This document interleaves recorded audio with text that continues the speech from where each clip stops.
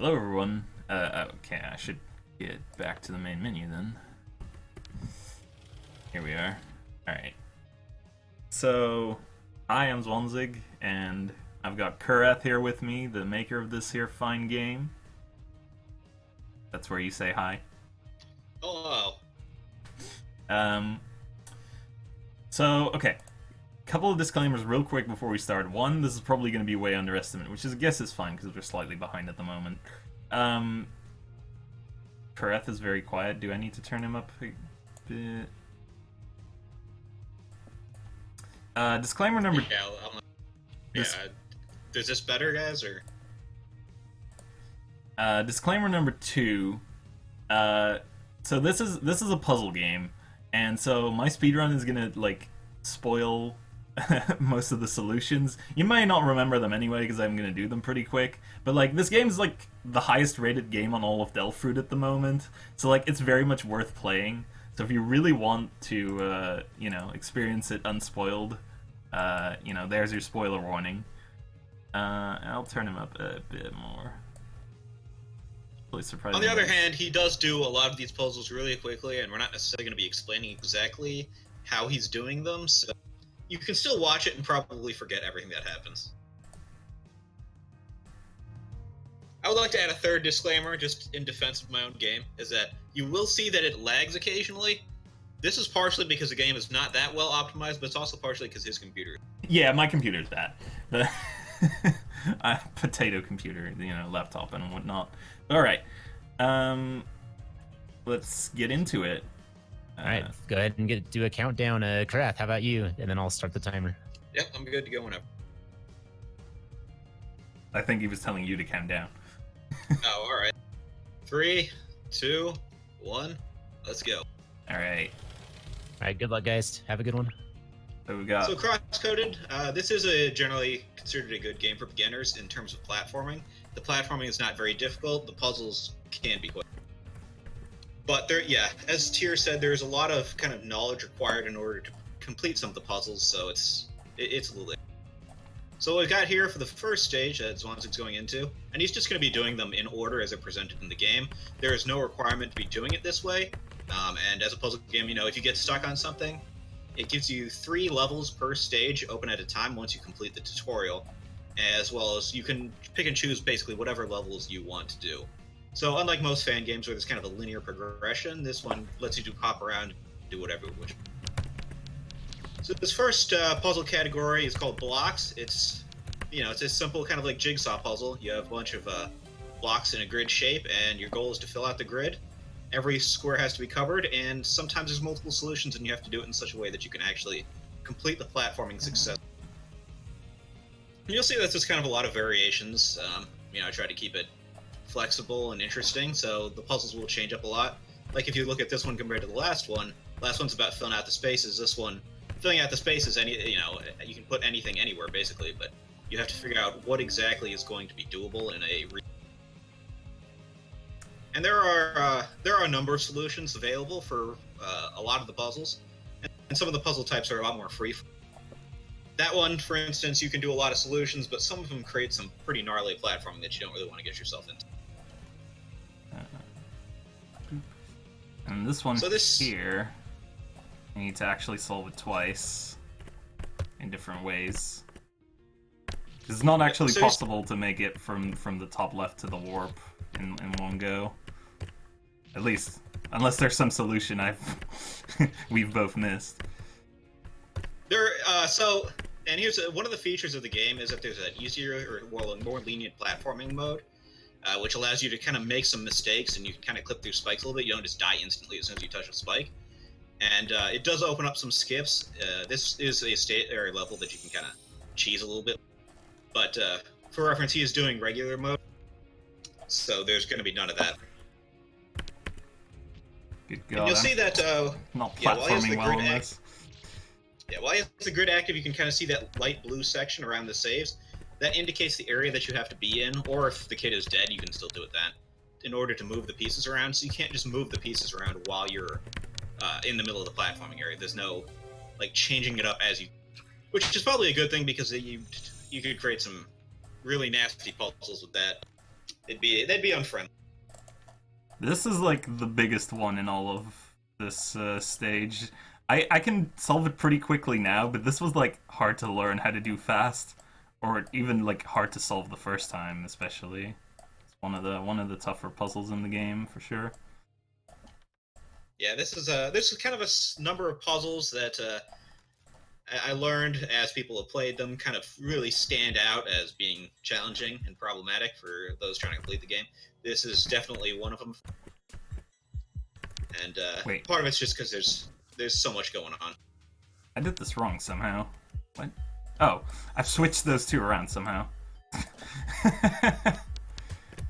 Okay, there we go.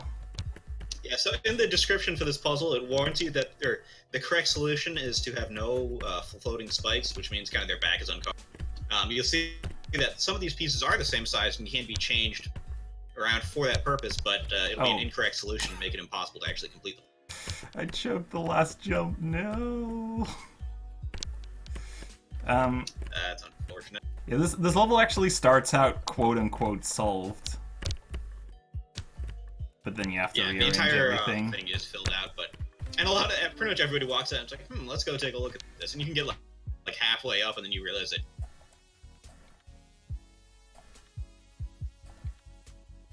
So here's another one where all the pieces are the same shape, so they're all essentially interchangeable, but you'll see that a lot of them have a lot of spikes in them, and you want to kind of keep the busy ones out of the path that you want. Yeah. I plays those first, just kind of wherever around the bit that I don't care about, and then I put all the ones that I actually care about. So another thing to keep in mind about the game, if you're just looking to kind of play it casually, is that there are about 40 or like 30 to 40 different skins that you can apply to, or even you can even put in a rotation stuff to just cycle through as you play the game. He's going to stick with the classic black and white for everything, largely because of performance issues, and also because you don't start with all of them unlocked. Obviously, it would cost you a lot of time and speedruns for no reason to go do. It's partially performance, it's partially this is the easiest one to tell what I'm doing on. Oh my gosh, my platforming is not great right now. You did just get up recently, right? Like an hour and a bit ago. Yeah, I mean, I don't know. That's not an excuse. Alright, it's fine. It's fine. It's fine. But yeah, I've got so much time in this estimate, it doesn't matter. Alright. So as you might see when he kind of hits the menus real quickly, is that there are 10 levels per stage. Generally, well, the first one is always like a tutorial level. It comes up with a bunch of tooltips, kind of explaining how it is you're going to be approaching things. And like, there's also generally a lot of like extra buttons you'll be needing, or mouse controls and stuff that aren't traditionally fan game, inputs. What? Oh. So those kind of get explained at the start, and then you have the left block slightly offset. Yeah. So you kind of over the first 5 levels it'll like help you pick those up, and then 6 through 10 are generally more difficult levels that are not necessarily in order. And those are the ones that people will tend to get stuck on. Blocks 10 is another one that a lot of people do have a little bit of trouble with, but I think 6 is usually the main one. Yeah, this one wasn't too bad for me when I first played. There. And the idea behind a lot of these puzzles, you'll see, is that kind of everything is visible to start, which is a little different from a lot of fan game puzzles where there's a gotcha of some sort that is. In this, you're generally always presented with the information, and it's kind of a matter of what you can do with it. Obviously, it's not that easy to do solutions, so if you are the kind of person who does play puzzle games but don't like losing progress, which is a common problem with a lot of fan game puzzles, everything in this is generally stays through respawn. There is a hard reset button in case you really hose yourself, or you just want to start from scratch. But otherwise, you don't necessarily have to worry about re-executing the puzzle every time you play it, or every time you mess up on platform. Which you'll have noticed, as he's made a couple of mistakes along the way as well. Just a few. Oh my god. As you say that. Alright, so we're on to the next one, which is pathing. Feel free to explain how this works. Yep. So pathing is it's a kind of a matching game here.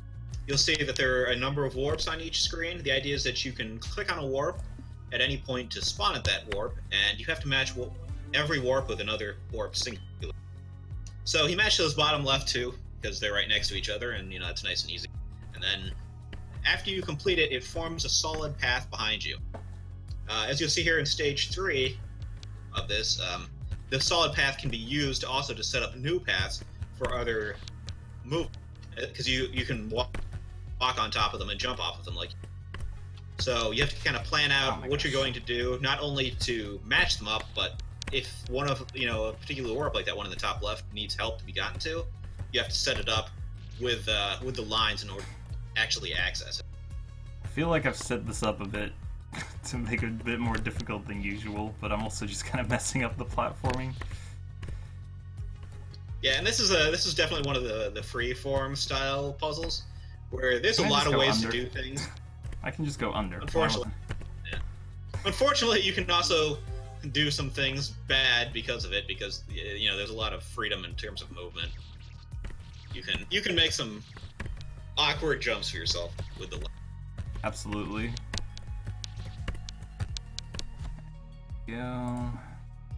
This introduces another mechanic to the pathing system, which is the colored portal. In this case, each colored portal has to be matched up with the similarly colored portal, which simplifies it a little bit in the extent that you don't have to think about which one's going where anymore. Although you do have to consider which is the start, which is the end. Like the bottom left blue portal, for instance, you can't really get out. And likewise, those green portals, you have no way to get out of those without a little bit of help, so you have to do one of the other ones first to set those up. I don't remember what my solution was on this the first time I played, but I know it was a lot jankier and harder than the intended one. I didn't realize that you could make that little help here to get over there. I don't know what I did, but it was not smart. I think you did what I've seen a few people do. You kind of, if you make really precise movements through that center area, you can actually run 2 kids, which it's a little bit more difficult, but nonetheless. Just like with this top right one too, you can also set up a little bit of a ledge from the middle, so you can land there instead, and it's a little bit. That's also a little bit slower, and this is a speed run. Ostensibly, yeah.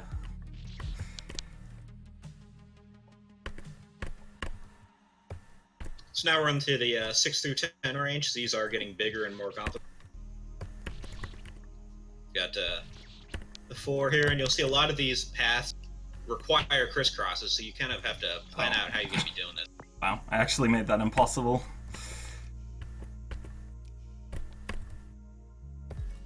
That's unfortunate. So if you do, make a connection that you don't like or realize is a mistake, you don't have to restart from scratch either. You can right-click on a warp, and it'll actually remove the associated path. And that was kind of a design philosophy I had in the whole thing, is making sure that you don't feel like you're getting punished for making mistakes. Yeah, the game's really good about that, and I really appreciate that a lot.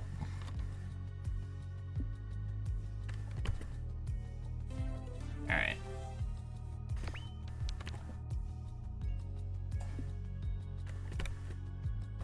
This one, I feel like there's probably other ways to do this, but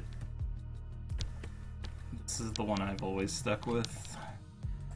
I mean, yeah, like you said, this stage is very freeform. You can do a lot of stuff with this. Yeah, this is usually, if you do start out, most people start out with either this stage or blocks, largely because, of course, they are at the top of the list, but also because they're usually easier. And this one's very easy for, especially for fan game players to get into, because there's no fancy puzzle elements, right? It's just hey, moving a kid around the screen and making lines. I don't want to make too many silly excuses, but this is one of the stages that my PC tends to be a bit laggy on once a lot of the trails start appearing on the screen. Yeah, so if people are interested in the game making side of it too, this game does come with a download link in the game to the GMZ, so you can actually kind of open up the source. you'll see that my code is obscenely messy, and part of the reason why this does lag for him is that this does create a lot of objects to form the lines, and there's a lot of collision checks that GameMaker has to do, which eventually starts kind of wearing it.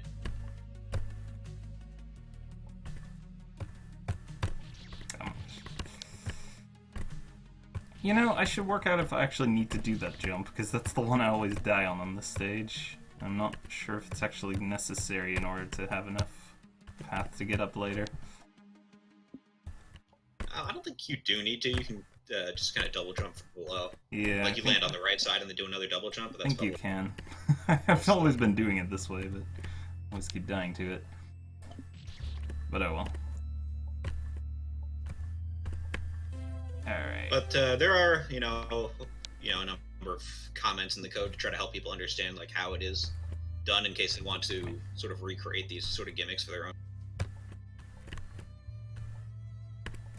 And I've had a couple people talk to me about that, and they've managed to do so successfully. So I hope that this one's got some interesting janky solutions that are unintended, but I decided to never fix.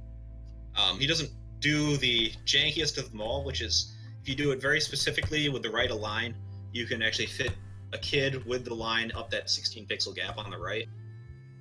But it's very easy to mess up and not really worth the risk. I hope I've actually left myself enough room to maneuver through here. We'll see. Yeah, okay, we're good. But this is the level. This is like the one where I have the most problem with lag in like the entire game, which tends to cause quite a few unfortunate deaths. The problems of having a bad PC.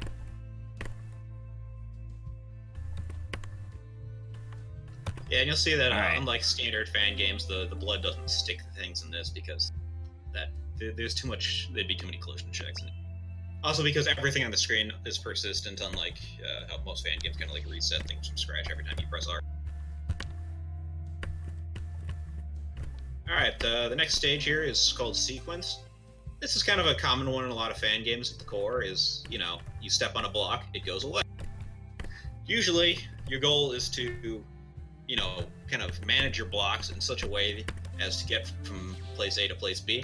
This is a little different in the sense that you don't really care where you end up. Your goal is to just get rid of all the blocks. Now, obviously, sometimes you do have to be careful about which blocks you're using because you'll need them for future paths. The second thing about it you'll notice is that they're all color-coded, and at the top left there's a certain path that you have to follow. Like every color always follows a certain other. So you can't just go, whichever block you want. You have to plan it out a little bit. You'll also see that there are some special blocks. I guess they're kind of reminiscent of Uno, in that there's skip, which skips over the next color, and reverse, which flips the order backward. You'll also see there was one in the first level, and they'll come back. There are blocks that have limited uses, or more than one use because they're all have limited uses, and they'll have a number on them, and you have to get them down to 0 in order to. And since you can't hit the same color repeatedly, you have to be careful about your path in order to double back or triple back as needed. Yeah, this one's a big mess. Yeah, this one was really hard for me on my first playthrough, just because there's a lot of options. Like most of them, your options are pretty limited, so you can usually stumble into the right path pretty quickly. But that one, there's so much you can do, and you very often you'll realize that like you can't reach something you need to reach at some point because it's such a big level. Yeah, it's like not overly complicated, but it does kind of force you to think about the levels a little bit differently. Because most of the time you're like looking at your path, you're looking at how do you just get reach all of them, and in that one it's like, well, I can see them all immediately, I can get to anything I want, but you have to kind of count and how many you want to be using at each time. And it uses a mechanic that it didn't actually reuse after that point, where you can walk across blocks of the same color and trigger them all without switching to the next color. I ended up feeling like that was kind of a little too complicated to necessarily implement into other platforming, so I left it out, but I did leave that level in just because it was it was an interesting change. And part of the I think part of what people like about this game is there's a lot of variety in terms of sort of not only the gimmicks you're interacting with, but how you interact. There's a lot of mouse movement. There's a lot of additional keys and just kind of like weird.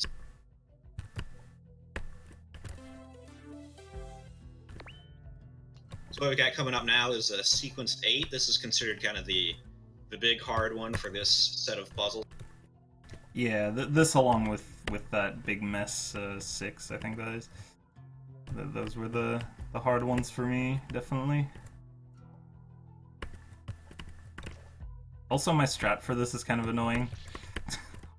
I've never bothered to change it, but I'm gonna die to this jump here on the right, probably. Yep. I always so like this stage always mess that up. The stage is kind of designed in little chunks, sort of like built around the idea of being able to reach the saves in relatively equal period, so that you're not stuck doing like long segments at a time. So you can kind of do these different chunks in different orders, and Mrzwanzig actually does it in a different order than other people. Yeah, and that is a thing, Jadian, that I guess is worth mentioning, is that you can bunny hop off these to use them as blocks without trigger. Bunny hopping being one of those kind of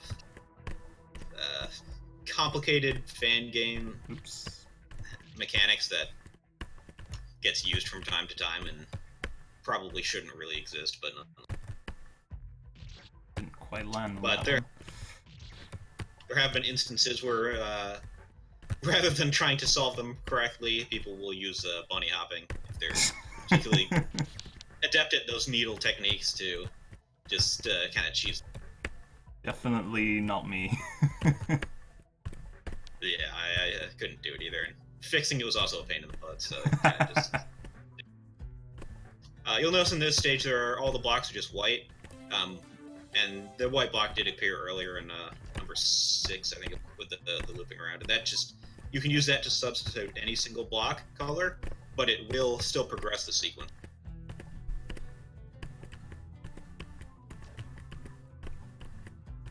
And this is the final number 10. It's just kind of mixing them all up as, the final levels tend.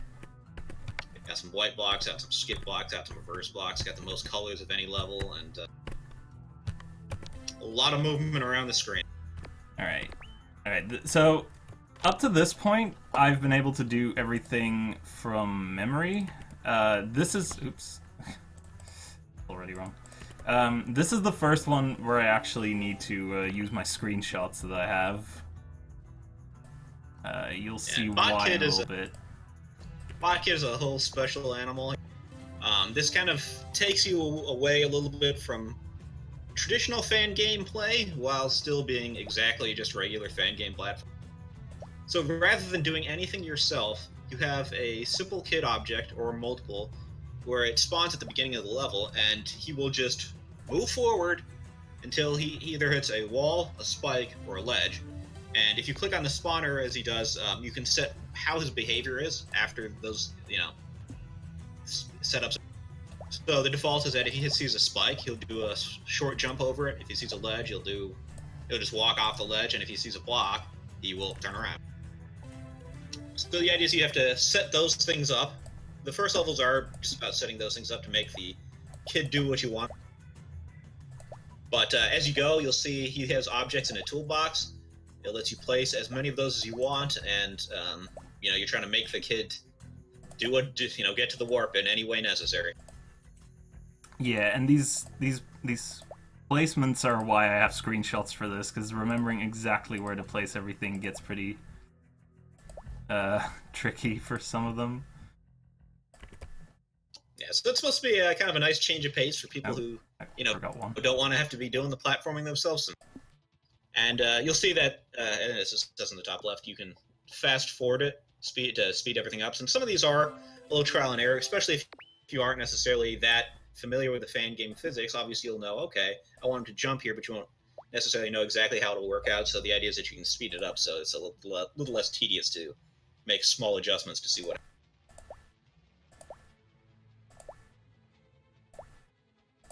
Yeah, so as Sammy said, shoutouts to Hector, or Vormanax, Oh yeah. his name is. He has a bunch of YouTube videos where he does pretty much all these levels in the most ridiculously stupid way possible. That last level, I think he managed to jam in something like 28 corner jumps for the bot kid to do successfully, while still having a correct... Yeah. I will be doing actually a corner jump on one of the levels coming up in a bit, just because it's faster. I can skip a lot of the level. Yeah, he actually went out of his way to make it, to basically do every corner jump you could conceivably create in the game. So basically, anytime you could place an up spike and there's a sideways spike, he would put it there and make the kid do a corner. There was one spot that he was not able to do it, and that is that rightward facing spike in the bottom left quadrant of this stage. He was never able to make the bot kid do that drop corner. The idea behind this level is that there are those two switches that'll remove those blocks. And so he needs to get the right ones to hit those first, and then the left ones to just get to the warp, because all the kids do have to get to the warp. As for the spikes being placed on half tiles, the grid lock is set per level. Sometimes you will be able to do that.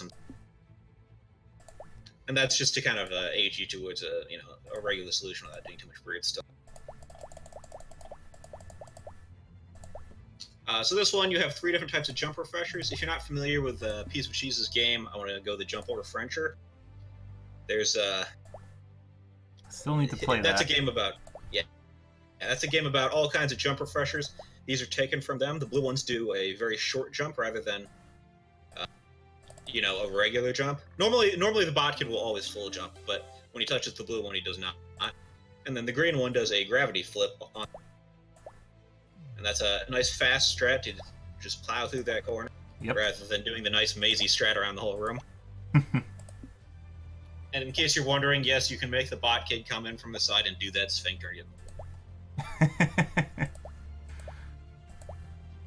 This level is kind of a mess. It's a happy mess for the most part. You'll see it's just a maze, but rather than interacting with the normal behavior of the bot kid with spikes and blocks and stuff, you've got nothing but gravity flippers, and you just got to get them running around. He makes that look really simple. That level is not simple. Oh, and it's no. very easy to commit yourself to a weird... I'm sure there's a faster solution for that too, but I've just not put in the time to look for it. Because there's so much you can do with that level.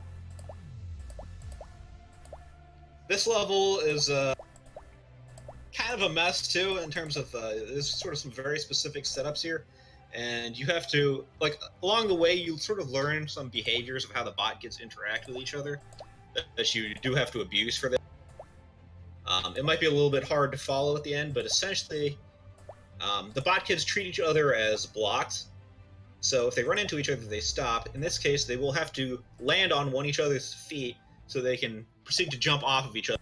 Yeah, there was already a level earlier that incorporated that, but you might have missed it. So if you pay attention to the end here, you will see it. And the thing is, as you'll see, they don't start quite aligned, so he actually has to make them do a one back and forth in order for them to actually be aligned and be in the same, like, horizontal position in order to land on one another. So that was Bot Kid. Moving to the next stage is Rotation. This is kind of a, the whole gravity flipping thing is obviously a Fangames staple. This adds a couple of extra quirks to it. The goal is generally to get all the blocks off of the screen, and you do that by rotating the gravity around and making them fall. And obviously you have to be careful about not getting them stuck, how you're going to move them out, and making sure they don't crush you, and of course you have to be able to get to the rotators as well. So you'll see that sometimes the levels make that a little more complicated. This is one such level. You don't really have access to all the rotators unless you move the blocks around to use that one to set yourself up to jump over. And also there's different types of blocks. That red block, rather than a block that you can stand on, will kill you. Okay, so I know my solution for this is really janky. I don't know, like, I never bothered figuring out exactly how this was intended to be done. but like here I need to kind of like do some mid-air jumps before I die. I don't know. I don't know if that's the intended method. It might be, but I feel like it might not be. No, it's never really necessary, but you can get away with things like. So there are a couple of interesting glitches with some of the blocks in this, and he'll probably show them off later if he gets time. But Yeah, if I have time after the run, I'll show off some actually like faster methods there are to do that that I like found out this week. And I didn't want to do them for the main run just because, I don't know, they're kind of janky. It seemed more fun to just do the levels regularly for the run. But Yeah, so, if we have time, I'll show off how you can totally break this stage with some glitches.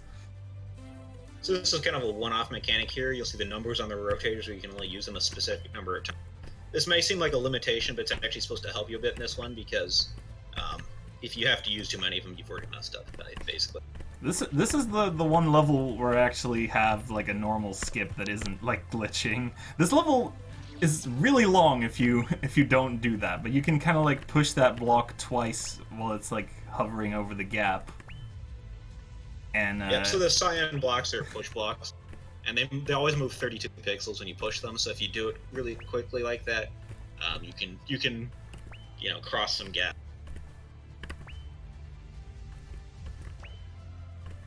Some of these rotation levels get quite long. This is definitely one of those. It takes a lot of fooling around just to get this first green block. And you need to get the green block out in order to get, or rather, to get the green block into that little hole with the cyan block so that you can get the cyan block out to get the cyan block out of the level. Whereas the green blocks, you have to keep them in the level. If they drop out of the level, then it kills you.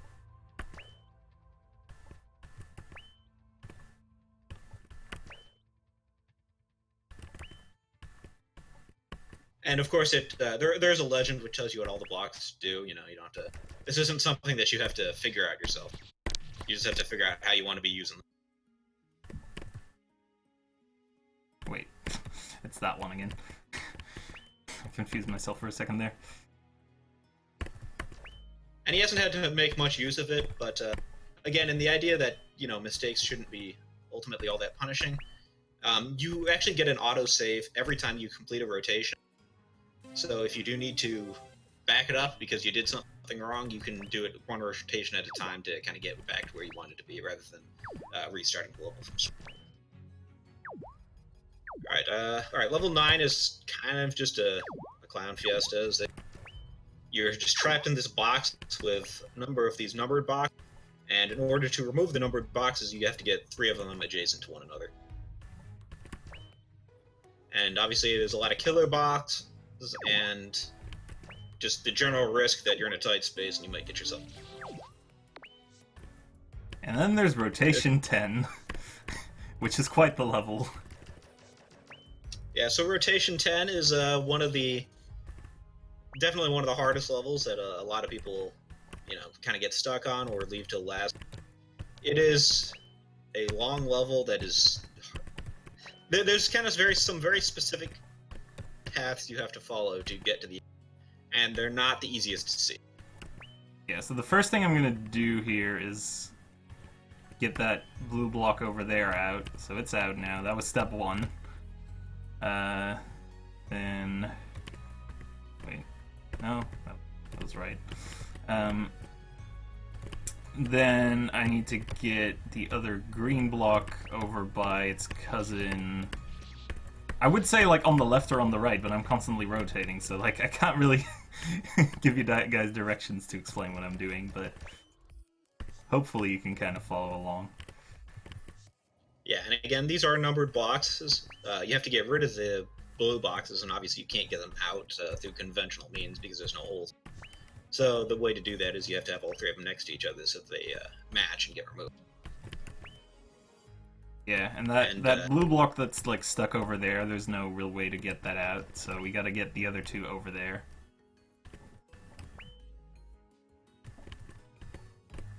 Yeah, and there's kind of a very specific process for that as well that a lot of people have trouble spotting. Yeah, it sure took me a while, and like Out of all the levels in the game, when I said I was gonna be trying to speedrun this, Kurath nicely sent me his folder with solutions for everything. This is the one that he never wrote one down for. Yeah, it was just too much trouble, so I just were, kind of general stuff. It's like, you do this, and it's... Whereas pretty much every other level has a, very specific solution shown out, just to... Basically, once I got finished making the game, I realized I kind of forgot how to do some of the levels, so I was like, alright, I'll just go back through. This is how you test play, right? You play through try to remember the solutions, and then figured I'd write them down for posterity or something. Alright, we're Plus, through it. Just to help people out if they need it. And if you do intend on playing the game, and obviously, there is a chance of getting stuck, and some people, they have different levels of need to be completionist about the game. Feel free to hit me up on Discord if you want hints. I'm always glad to help out with that. And if you are concerned about how hard some of the harder levels are, it is divided out into various different achievements. So there's a clear trophy for just completing 50 levels if you'd rather just end there, as well as 75, and then the full 100 of the standard level. Which also kind of reminds me that we didn't really explain what all stars percent mean. Oh, yeah. Which is the run that he is doing. There essentially are 12 achievements in the game, which each are represented by a star. The 10 are for completing the 10 stages fully, so that's kind of the standard 100%. And then there are 2 additional stars to be earned for the bonus minigame. People familiar with my other game, Ocean Princess, know that I like adding weird mini games to things. So this has a couple of those as well, and we'll get to those when they come around. There is a third one that does not have an achievement associated with it because it doesn't really have a distinct purpose. It just kind of exists, and it's just something that you can fool around with. And the idea is that they are very different from everything else, as well as a more variety or a template. And now that we're halfway into this Kitamari gimmick, we'll explain what's going on. So the idea is that you are a kid and you're trying to collect your friends. The way this is done is you walk next to these goo kids that just happen to be scattered around the level, and you press a button to absorb them in their position relative to your current. This changes your entire hitbox and everything for the purpose of platforming, and you have to collect all of them in order to get to the warp. So there's a lot of considerations here, especially like this one. There's no spikes. You don't have to worry about getting in a weird shape that's going to get you killed. The problem is, with blocks, there's certain kids that are only accessible at certain times. So you have to consciously plan out, what shape can I be to get to this position, and to collect this kid or reach the exit or whatever you're trying to get done, which is pretty much that, collecting kids and reaching the exit. Yeah, I really like Kitamari. This is definitely one of my favorites. It's really fun. Yeah, I'm really happy with this stage. It's a nice balance of this is definitely not one of the hardest stages, and it's got a nice classic fan game jank going on from time to time, and just sort of some weird stuff happening, and it just becomes kind of fun rather than necessarily that complicated. And you get to learn how to do needle while shaped like a T or whatever you. Yep.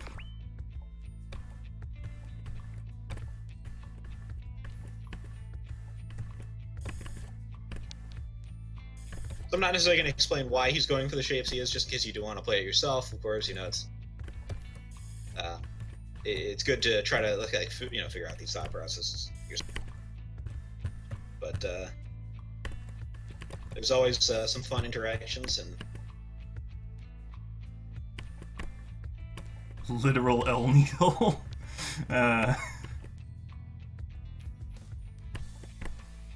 Yep, and one of the important shapes, of course, is the L shape, which you'll see occurs in very many levels where you have to come up with a way to essentially hook yourself onto things. This lets you do jumps that are longer or higher than you would normally be able to do, and all kinds of wacky stuff.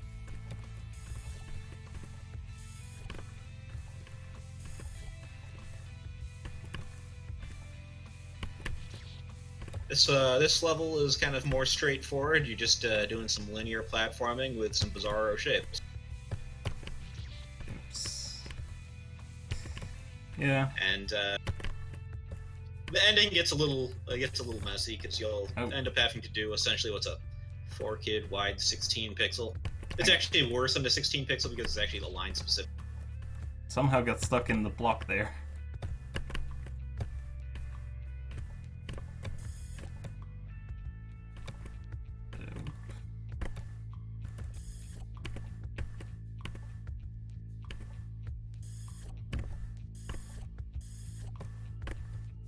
Yeah, so I didn't immediately realize when I started playing this that this was a play on Katamari. I was just like, yeah, sure, Kitamari, yeah, sure. That probably means something, I don't know.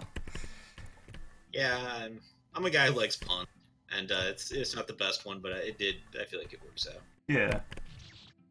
I mean, what else are you gonna call this? Yeah, the name choice. I mean, it's hard to describe. This last level is got the most kids, and you gotta do a really weird jump at the end. So this kind of necessitates a really weird shape.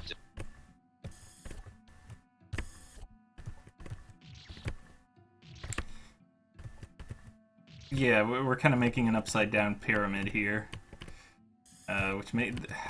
I never know if this is exactly how it was meant to end up because this jump is really hard. That last jump is pretty much always hard, no matter how you do it. But there's a few slight adjustments you can. The regular solution, if you actually look at what it was, I think you end up more kind of like Z shape. But it's a little weird either way.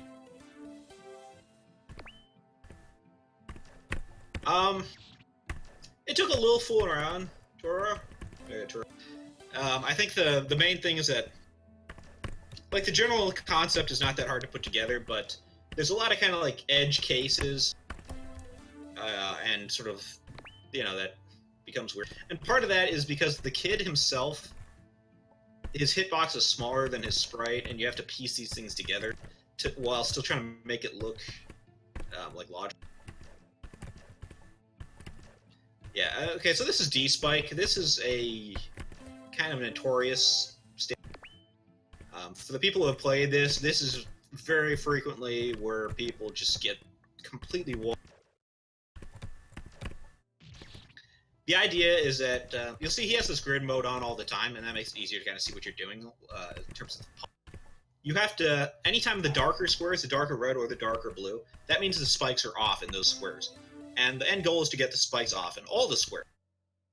In order to do that, what you're doing is you're forming rectangles that toggle all the squares within that rectangle. So you kind of have to just move along and turn squares on and off until you can kind of eliminate them all in one final. Yeah, you got a limited number of moves to do it, as shown in the top left. Yeah, and okay, Kombucha, this was essentially, so I took the physics from Yo-Yo Engine, and I used the base for Yo-Yo Engine, but outside of that, a lot of things reworked. Obviously, sort of the entire way restarting is, the entire restart system has changed. The entire music system has changed, as you might have noticed. In the bottom right, you can see what song is currently playing. Just because it's, it's not, there's not like standard stages, there's not like a specific environment or anything that you're trying to set music for. You can change the theme as well, so it functions more like a jukebox style music system rather than, the typical fan game. Here's a stage, here's a boss, here's a song for it. So, while it essentially uses the yo-yo physics, but obviously the menu system is entirely redone. The options system is very heavily reworked. There's a number of new options, there's a number of changed options. Music system's redone, the saving system is redone.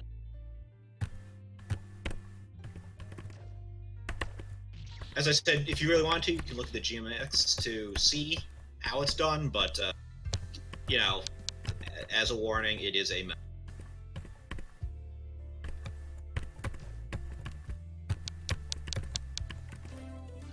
So this is kind of the friendliest D-spike one, and it's just a pretty straightforward platform.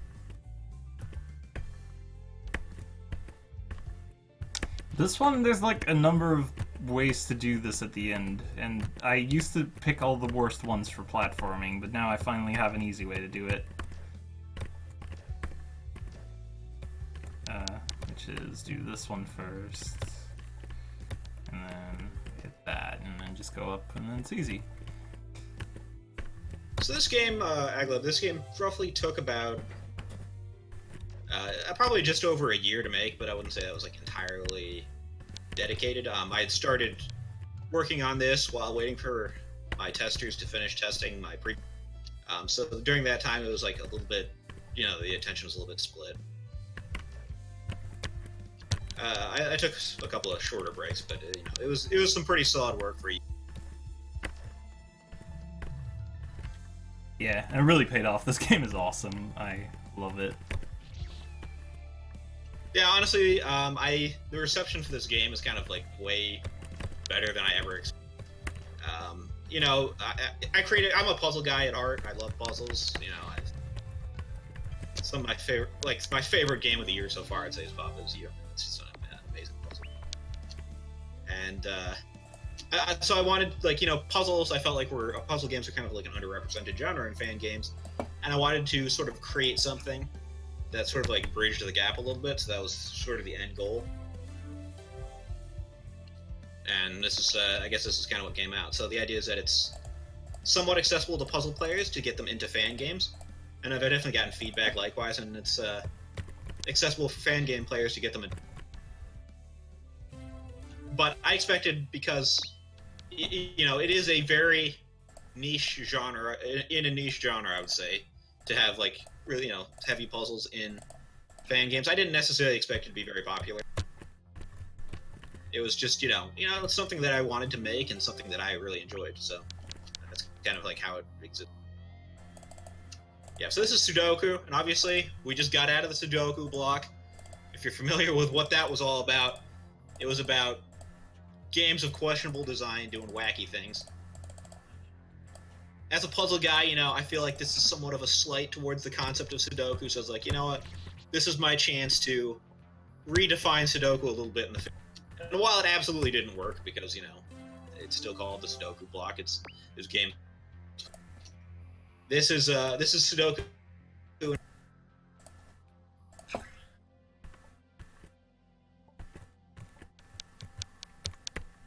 Did Discord just completely die? I don't think so. Oh no, okay, it's fine. So what goes on here is essentially, it's a little bit of a combination of what you expect from Sudoku in terms of the rules.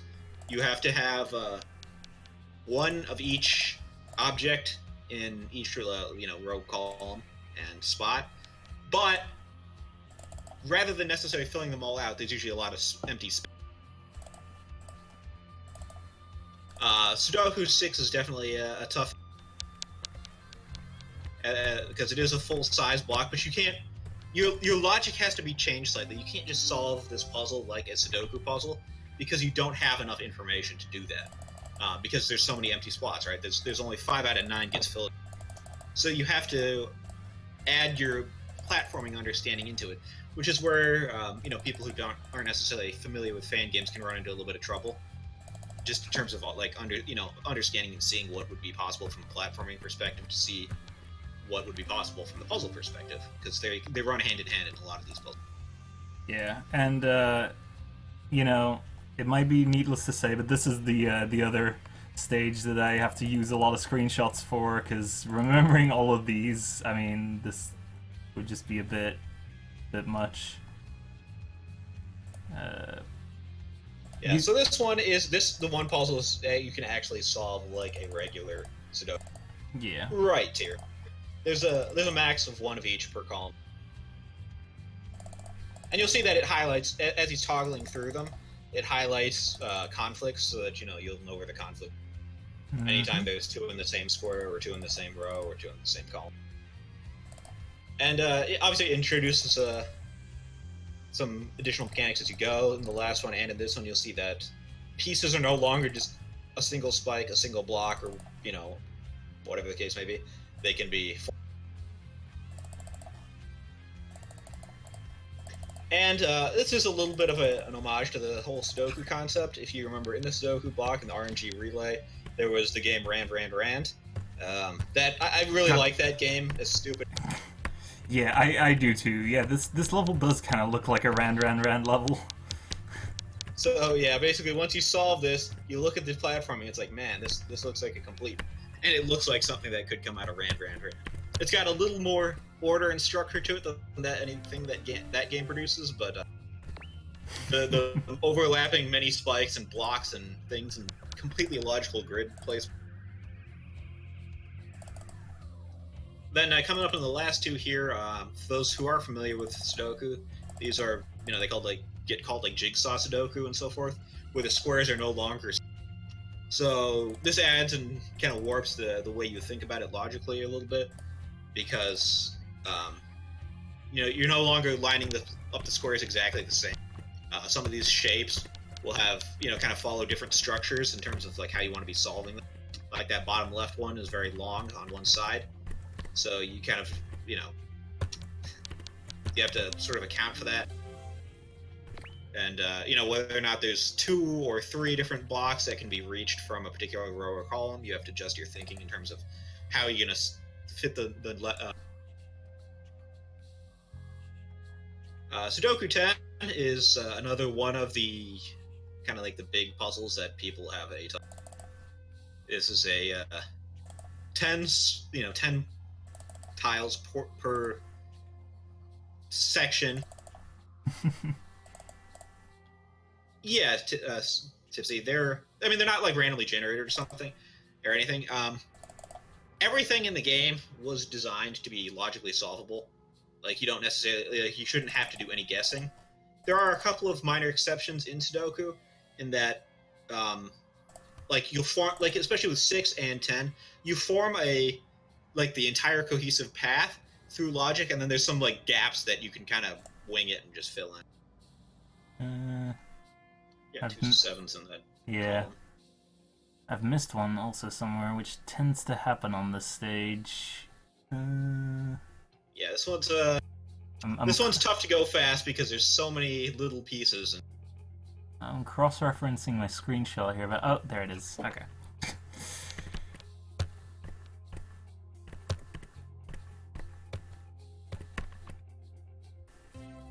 Alright. Yeah, this one's also got a little bit of a couple of tough jumps.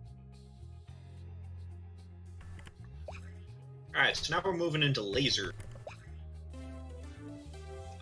For those familiar with laser puzzles, this doesn't necessarily, or you should be kind of familiar with these concepts, and that you reflect in different ways. In this, you have everything's kind of on a 45-degree angle. You have things that can reflect them by 90 degrees, or things that reflect them by 45 degrees. You'll see in the top left, he's got like a little toolbox of what pieces he has per. The top one is a 90-degree reflection. The backside functions as a block here, which you can see it obstructs them. Likewise, the second one does a 45-degree bounce or a 135-degree bounce, depending on how the face gets hit. And then the last one splits a beam off. It functions sort of like the first one, except rather than reflecting it out, it reflects it out and allows it to pass through, so it splits the beam.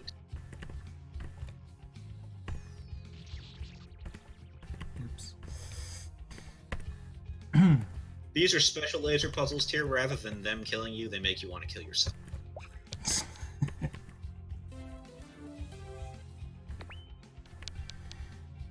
Yes, and as Taft said, this was featured in the Fangame Millionaire for Wolsk, shutting down his $1 million. Yes, I was very sad because, I definitely would not have done near so well as he did at this, but this was one that I actually did know. Yeah. So, this is kind of inspired by a really old freeware game from like 1999 or something. There's kind of a series of them. The Chromatron is the game I played. That itself is based off a different laser game. But These puzzles don't come anywhere near the complexity of those. And you say that, Noctis, but if anyone watched like B-Rex, for instance, play this particular level, he had a breakdown.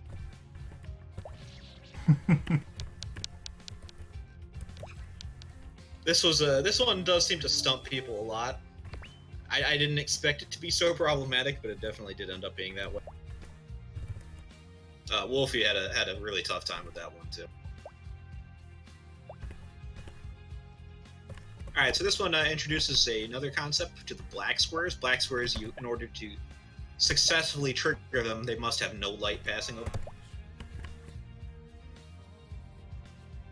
So you'll see that he has to put mirrors in specific places to ensure that the beams don't pass over him. And the idea here is that it kind of changes the way you think about the pieces a little bit, because usually the splitter is considered the more powerful piece because you get to and you're trying to hit things. But in this, it's the other way around, where you're trying to not hit things so much, and there's a lot of times where you want a mirror instead of a splitter. Yep, and you only have just enough mirrors to make it work. This level also, I had to kind of go out of my way to code something specifically just because I thought it was hilarious. What you can do is set up a beam that it goes through the block to hit the black marker. And the idea is that as soon as the block goes away, because you did it correctly, it hits the black marker and you no longer did it correctly, and then it just toggled. Initially, the way I had it coded did not like that, so I had to change it all around rather than the easy solution of just fixing it so that wasn't, or changing the puzzle so it wasn't a thing.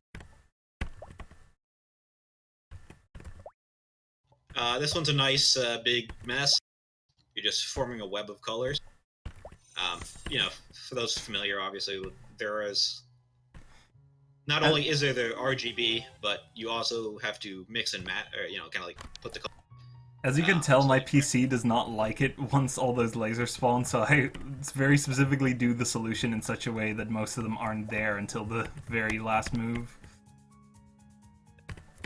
So, like, sometimes you have to form yellow with green plus red, cyan with green plus blue, or violet with red. That's wrong. Then coming up in the final level, you get to make your first white beam. Although you don't have to actually make a white beam, there are ways to complete it without actually making the white beam. Oh, really?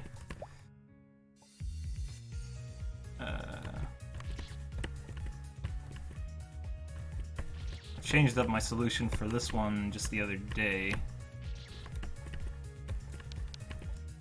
Cause you I have my doubts about how well this is optimized. But part of it is just that there's a lot of collision checking in this, and the way that collisions are done in Game Maker, it gets a little bit expensive. You're not just treating these as like single grid objects, because they have to kind of. Oh, right. But it probably could have been reworked to actually function that way. So this is Lasers 10. This is another kind of big puzzle that people have trouble with, because there's a lot going on here. You have to make every color, pretty much every combination, and you have to light up that white thing at the end. Yeah, and I put a splitter on the left there, which is actually not what is ultimately supposed to go there, but it just makes it kind of nice, because when I die like that, if there's a regular one there, I can't get out and I have to remove it and replace it. Yeah, I could also just place it at the end, but like remove and replace things.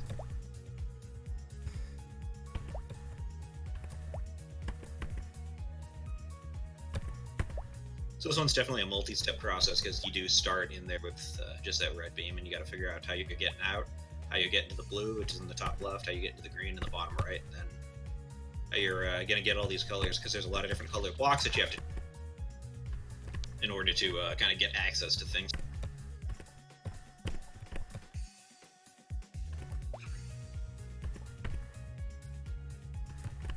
Another thing I wanted to note, just while he's finishing this one off, is you'll see in the bottom left too, there's a couple of options. One of the things that is, if you do kind of get into the game, but don't, there are concerned that you might run into trouble from time to time. That little light bulb lights up after you're on a level for 2 minutes or 5 minutes to give you additional hints. I'm not going to say all of those hints are the best, but they generally will help you. Alright, Now we're coming up on the last stage. This is where I grab my paper notes. I don't know why I made these notes on paper, but... The old-fashioned style. Yeah. So, the concept here is I wanted to kind of... I took a standard fan game gimmick, in this case, it was kind of the two kids gimmick, and, took it a couple levels too far. So the idea here is that you'll have a set of screens between 4 and 16 that you have to match up in pairs with completing them both with the same life and the same inputs. So anytime he's pressing left, pressing jump, whatever, both kids do it, and you have to be picking screens in accordance to make sure you can complete them both with that same set of inputs. And now moving on to level 3, you'll see that it gets even more complicated. You get modifiers, which let you adjust screens in order to change how they behave. So he's got some ones that flip the screen upside down for essentially gravity, and ones that reduce gravity, so you can jump higher or do different maneuvers as needed. This one was by far the hardest one to make. It probably took me maybe 4 times longer than any other stage. But yeah, it's also probably definitely the hardest one in terms of just platforming. At least the stages generally aren't very long, but there's some pretty janky ones that you gotta do. Yeah, and I kind of regret doing it this way a little bit, but it is what... There is some required jank. Most of the time, if you're doing the puzzles correctly, you won't have to do anything very hard or at all. But, sometimes with puzzles you have to make it a little less obvious, and sometimes that causes a little bit of jank. Yeah. This was one that I remember getting stuck on quite a bit. Yeah, that was kind of the approach,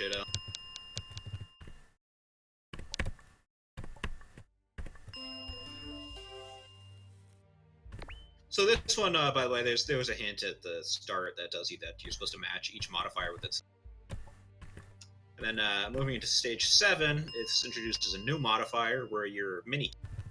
If you caught the opening run from this Fangame Marathon, this was a little bit inspired by that classic room where you are just half size, you move half speed, you jump half. So it's not like Dot Kid where you're still moving the same speed, but you're just smaller. You actually have to kind of account for the fact that you're moving slower as well.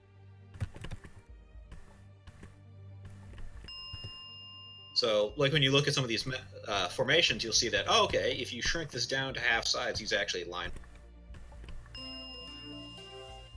But there's definitely a lot of trying to look things over, because just because, there's a nice empty space doesn't mean it's necessarily that easy to execute. Now, this level is interesting in how you decided on these screens. I didn't realize this until you told me, but yeah, go ahead. Yeah, so those the fan game aficionados out there will probably recognize some of these. This, I was just like, hey, I'm going to,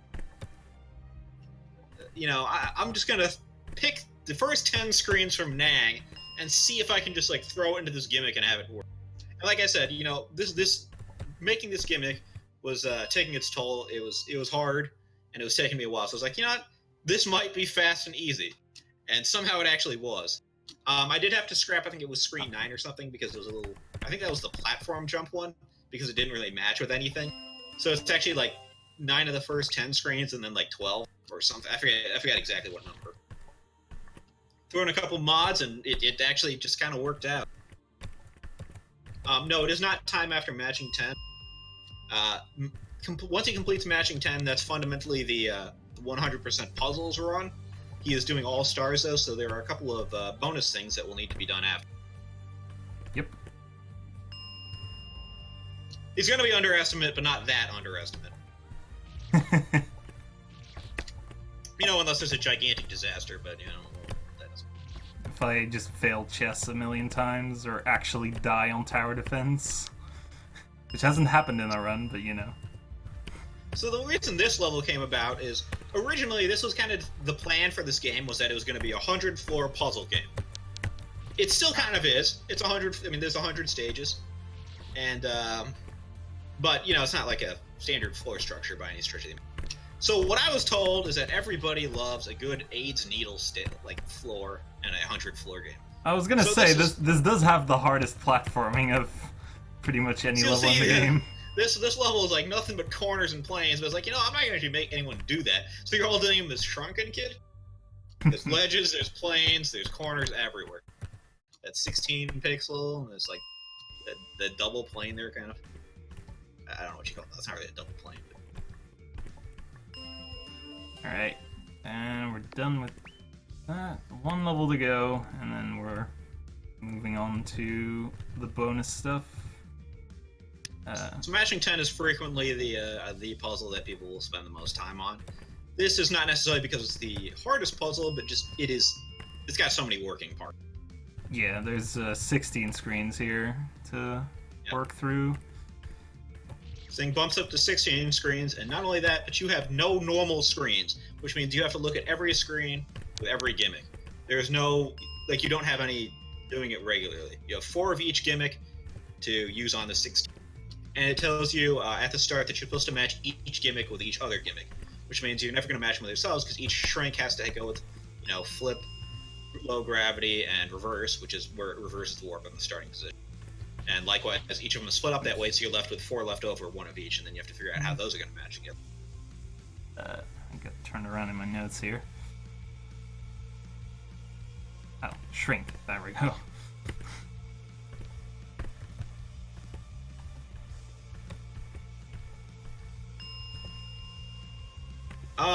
I mean, kind of, but not really. So if you need to, there's a alternate view mode where you can actually see all the screens at the same time. For speedrunning purposes, he doesn't use it because it doesn't offer a lot of benefit.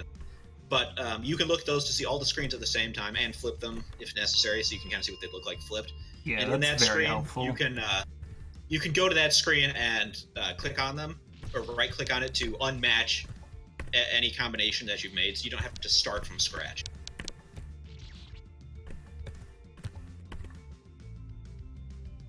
This is definitely a kind of a little bit of a janky one. You'll see he's doing a lot of face ramming.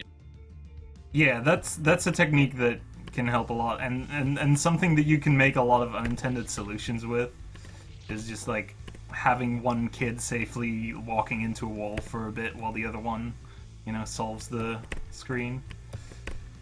Yeah, and I would have to say in my design process, I definitely underestimated the willingness of fan gamers to do something stupid just because it's there's plenty of instances where I've seen people doing this puzzle or, you know, something imagining, like, well, this doesn't seem right, but I could do it, and then they do it, and then they try to continue with the rest of the puzzle having done that ridiculous kind. And sometimes it works out. Not always. Alright, here we go. Fangame Tower Defense. This is an interesting one. Yep, so a little bit of background on this is, you know, I'm older than most fan gamers, I would say. And, you know, when I was in high school, I was playing a lot of Warcraft 3. And, man, I love the tower defenses. And so, if you're back from that time, the Warcraft 3 tower defenses are all the Flash games. A ton of Flash tower defenses. I was like, you know what? No one's done this before. I love TDs. I'm going to make this happen. And, so, essentially how this works, it's, you know, for those unfamiliar with tower defenses, is you have a number of enemies trying to get from one end to the other. In this case, it's from the top to the bottom. And you have to set up towers that do specific things automatically to kill them all before they can get them. So there are 12 different tower types. He has a strategy built down pretty solid, which I would say most of the tower types do serve a particular purpose, but he's not going to use all of them. I think he probably uses like 6 to 7. I use 6 or 7, something like that. The mazing will become necessary, you know, don't worry. But early on, you can abuse the pathing, where they do go. So in the pathing, they prioritize going down over to the sides. So he's using the guys who just shoot in a line right at the bottom, so the guys just ram straight into him. And this is just, I mean, this is like an efficiency strategy because, again, this is a... So this is a good way to kill things fast and with minimal butt. So this is to kind of run over the towers. The block, it's a block. It's amazing. The kid, he shoots his gun in a line. He has armor piercing, which is an important concept because certain guys have armor, which makes them take reduced damage from everything, but there's certain towers that go... and then after that, there is the bomb kid, which he doesn't really use. That does AoE damage. Pretty straightforward. Then you got the apple/cherry towers, and the way I look at these is platforming their apples, bosses their cherries. So the rings are called apple rings because usually you see those, and those just do constant damage. Anything. The cherry bosses are very strong single target towers. Oh, I love Gemcraft too. I don't know which Gemcraft you played, but all the Gemcrafts are great. Looking forward to the next. And so my strategy is pretty much optimized to limit having to like stop and build as much as possible. So I've built this central path now, and that's pretty much all I'm gonna build. Like near the end, I'm gonna build a couple more extra cherry bosses next to it to increase the damage a bit, but for the most part, this is it. I'm just going to be upgrading this, because upgrading you can just do while the waves are going, so you're not losing any time. And there's hotkeys for all this, so you can just like mash them out real quick without having to click every. And there are 50 waves. And there's also reverse spotlight, which is an important one. It makes the enemies take more damage. The idea is that, you know, yeah, I was winging this a little bit. You know, if you have a reverse spot dodge, they keep. And if you're familiar with Fangames, you'll identify a lot of these enemies too. Or not, because, you know, a lot of them don't appear for very long. Yeah. But the idea is they're all taken from kind of like bigger adventure games that all have 5 bosses. And every 5 levels it switches to a different game. So right now this is the Christmas Deliveries Snow. I would say that's a little bit of an underrated game. I need to play that. I've not played that yet.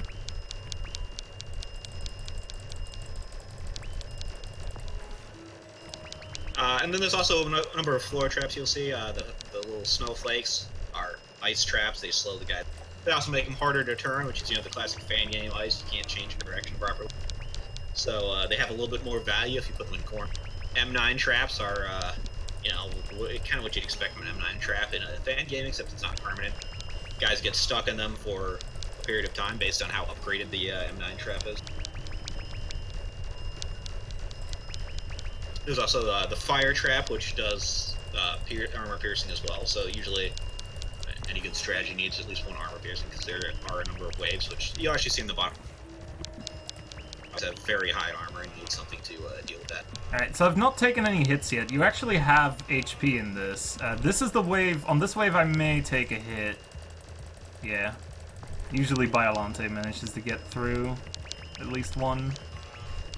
There's gonna be a wave in a second with a bunch of phoenixes, where I'm just gonna get my entire... Yeah. They're all gonna get through. Yeah, they're like the hardest wave, because they completely fly over all my M9 traps and such, so like...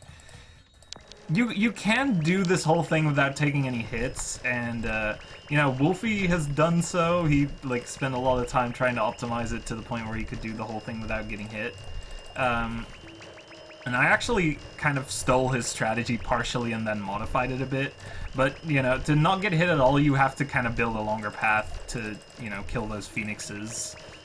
But yeah, so the phoenixes are also weak against the towers that he doesn't use. Oh, okay. I didn't even realize that. There's a spike trap which shoots a spike through a line, which is important because since the enemies are flying, they're immune to M9 traps and the ice fields. So the only way to slow them down is with the wind traps and the spike traps. Oh, of course, the wind traps.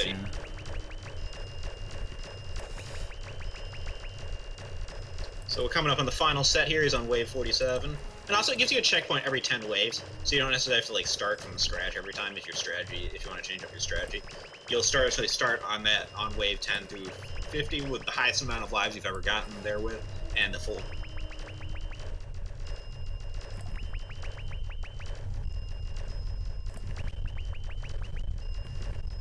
So this is where his computer kind of dies a little bit.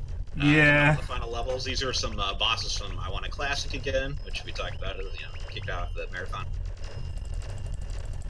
And this is one of the last waves here is just a huge swarm, and his computer can't handle it. Got the final wave here, which is the little girl from. Alright, and then to finish off, this is going to be the last thing. We've got my favorite part of this game. I think this is so fun. This is the chess avoidance. Yep, I'm very happy with how this turned out. So this was, I was kind of inspired by I Want to Gaze to the Horizon, which, for those unfamiliar with it, is a hell of a game. But it has essentially a puzzle avoidance.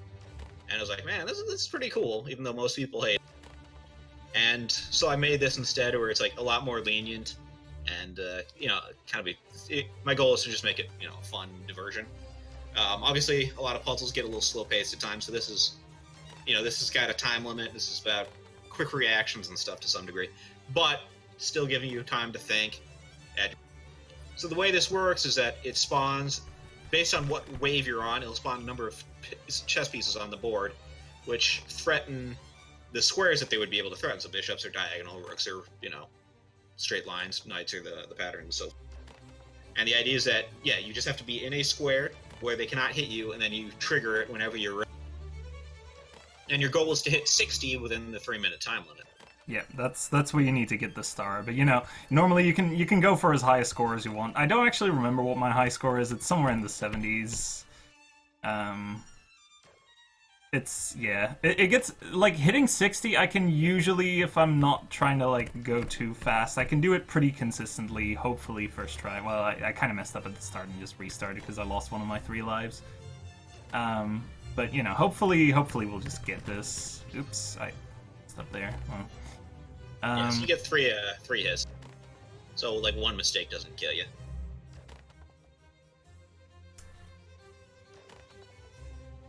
And the highest score that I know that anyone's gotten on this was Fate, who's the maker of I Want to Kill the Sudoku and an avid chess fanatic, and she got somewhere like 87, which is nuts. Actually insane. Yeah, I've played this enough to tell you that is really, really good. Like, it looks like, at his current pace, he'd be able to hit that, but you have to keep in mind that as it goes, it gets harder, and it takes longer to process everything that... Oh, no, damn it. I messed up. Well, rip. We're going again. Damn it. My last couple runs I first tried this. I was hoping I'd be able to do it, but...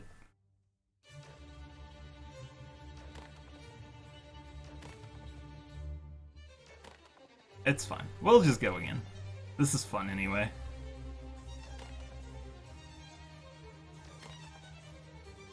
And this is the only segment of the game, too, that has its own special song. So you got some classic Vivaldi here to really amp up the...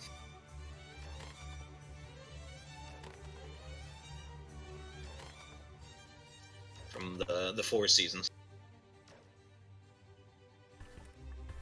Oh, no. Frickin'...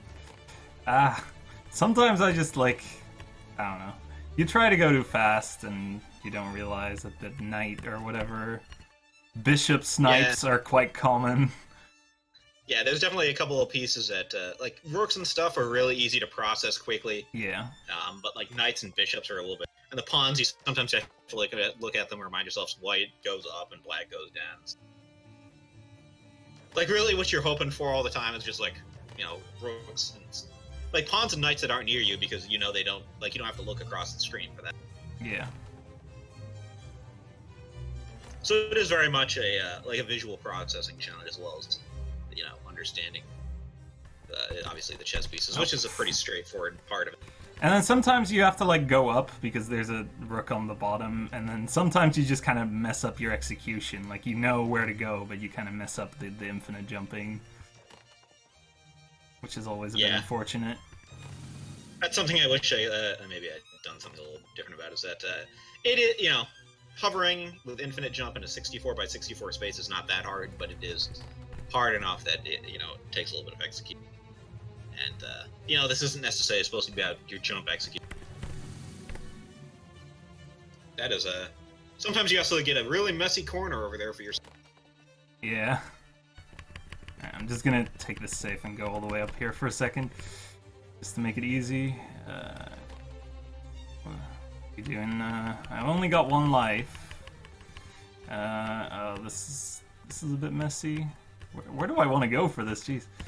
I guess that works. Do need to hurry up a little bit, or I'm gonna run out of time. But as you can see, once you kind of get to the higher end, it takes a little bit more time to figure out what you're doing and what you're. And that's time.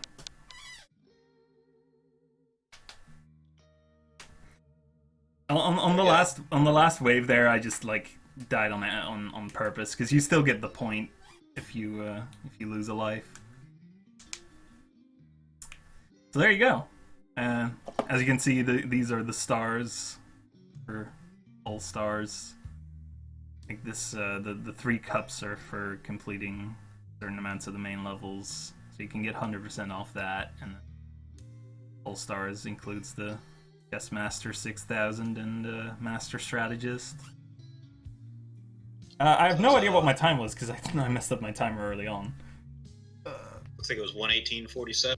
All right, that's when I split. It's probably off a little bit. But... No, that's good. That's like 3 minutes behind my PB. I was like 2 minutes behind after the first 2 because I was messing up a lot on the first couple levels. All right, I think. Do we have a bit of time left over? Yeah, go for it. All right, okay. I'm gonna show you what I was talking about earlier with totally messing up rotation. So you can really get a bit funky with this if you undo in the middle of while it's turning.